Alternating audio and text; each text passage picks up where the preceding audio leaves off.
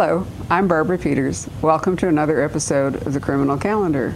I'm really delighted to have an old friend as well as a favorite author, Jeffrey Deaver, with us today. Hello, good to be here, Barbara. It's wonderful to see you. Didn't we just do this about 3 months ago? And the temperature was, what, I guess we would say about 90 degrees different than it is today, right?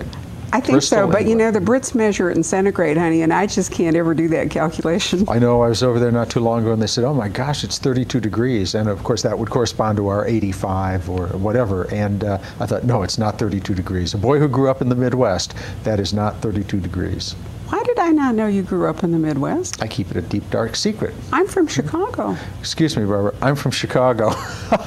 Winnetka? Glen Ellen, out west. You're kidding. You beat us at basketball and football all the time. Go New Trier. The North Shore had much better athletes than we did. I just was at a family reunion there this weekend and took my kids who had never seen Winnetka, New Trier. You know, my mother went through the same school system, and I trailed along and had some of her teachers. Oh, I go way back there. My family settled in that area, both sides of my family, although one branch ended up on the West Coast.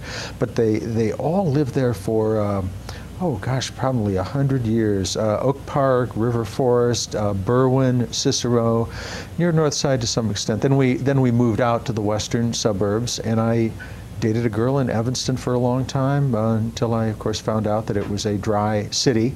You couldn't even order a beer there. That was we the had to move to WCTU? the Women's Christian Temperance Union, yes. And I said, this will never do. We have to go down to the near North Side where we lived for a long time. So, well, I'm what enthralled. about that? I got my second master's at Northwestern, in fact, so we were That's where she touring. went, yeah. Yeah. Well, you know, the reason I'm so shocked is that you always seem to me as kind of the quintessential New Yorker, and so I just made an assumption that you, in fact, had grown up in the East. Well, I did live in New York for 20 years, and this is something that your local viewers may not appreciate, but, well, transplants might. The month I moved from Chicago, living downtown at that time, to New York, the temperature was below zero every day. Now it got above zero at some point, but at one point during that I think it was actually a 35-day period, the temperature dipped below zero. Not below freezing, below zero. And I knew I made a wise decision to go to New York. That was the same year of the blackout, of course. So New York necessarily didn't have any more advantages, but at least it didn't have the cold weather. Plus, it has a pretty hefty wind chill factor of its own, but I think when the wind comes in off Lake Michigan, it's almost impossible to describe it. It's painful. It is. Painful. But you know, your Lincoln Rhyme books, I mean, they are so Manhattan, you know, it's so intimately. I did the Saul Bellow thing. Saul Bellow, of course, the professor at the University of Chicago, Nobel Prize winning author. He grew up in Chicago, wrote books there, then moved to New York for a spell, and then left. And I think his theory was that it was a good place to write about, but not necessarily while you were there. I think he wrote his best books. My Humboldt's Gift is one of my all-time favorites, set, well, both in Chicago and New York, with a little perspective about the city. And now I'm no longer in New York, living out in the rural parts of, I call it Maybury, but it's Chapel Hill, North Carolina, small town down in the mid-Atlantic area. Well, but it's not that small town, it's a university town. University is nice. I gave very serious thought, in fact, to going to school. My choices were Stanford, Smith, or Duke. Oh, right in up the 1958, street. Yeah. And they were having race riots in Duke, and Smith was still a women's college, right. And so I went to California by default. There are worse places to go, I'll tell you. And stayed in the West. Well, enough about me. We're here to talk about you. You were the guest of honor, in fact, at Left Coast Crime Conference in Bristol, England, where we both were. We were a few conversing months ago. a bit there, sure. And since you and I did your guest of honor interview, I went back and looked up some things that I had kind of forgotten about you. But I'm now, 3 months later, a little blurry. Were you a journalist first and went to night school and became a lawyer, or yes. were you? I got that right. That describes it perfectly straight. I never intended to practice law. Right. I've been fascinated with law all my life. I think it's, I guess I'd call it a crucible of the human condition, because it touches on everything. Divorce, crime, business, government regulation, government itself. I was very fascinated with that. But my temperament, I'm not really suited to be a lawyer. I'll give you a very fast anecdote if I could. I was a corporate lawyer on Wall Street. I and therefore I did business deals primarily. But as a young associate, we still have to handle cases. We're expected to go into small claims court, or say the lower level.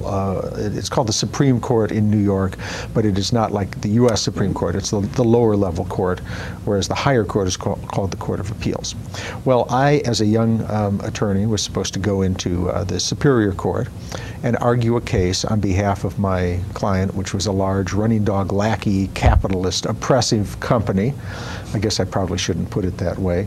But they had been sued by a young man who had been fired, and it was with cause. It was, there was some legitimate reason for firing him, but that didn't matter. I had to represent my my client to the nth degree, and I prepared all these briefs and all, did my oral argument, and the case was so simple. The judge ruled from the bench. We'd waived a jury trial. Said, "Mr. Deaver, you win. Get out of here. Let's get back to real cases now." And I looked at the plaintiff, and he was crying. He had lost his, it was like some personal effects from his desk. That's what he was suing us for after he had been asked to leave. I think a picture of his dog and a picture of his girlfriend. He was crying, and I wanted to, I wanted to go up to him, put my arms around him and say, "I'm so sorry. Can I give you some money to make up for this myself?" That does not forebode a good career at cutting edge law. So I gave it a little while, and then left to write full time. My intent originally was to be a journalist writing about the law, because my undergrad degree is in journalism. So you let the jackal in you come out in your books rather than in the courtroom. It's so much easier. Nobody yells at me then, and they don't say like, "No, bad Jeff." Yeah, but nobody would think you were a softie reading your books. No, it's much safer that way, though. Not in real life. It's also more intellectual. It is. Yeah, there's that nice sort of remove or distance between you and what's going on. As a matter of fact, you know what? I was out a little bit earlier today, and I was reading through Larry Block's latest Hitman. You know, the Keller series. Mm-hmm. And I have to say, much as I'm fond of Larry, and I think he's a genius at you know, prose and all the rest of it, it was too casual.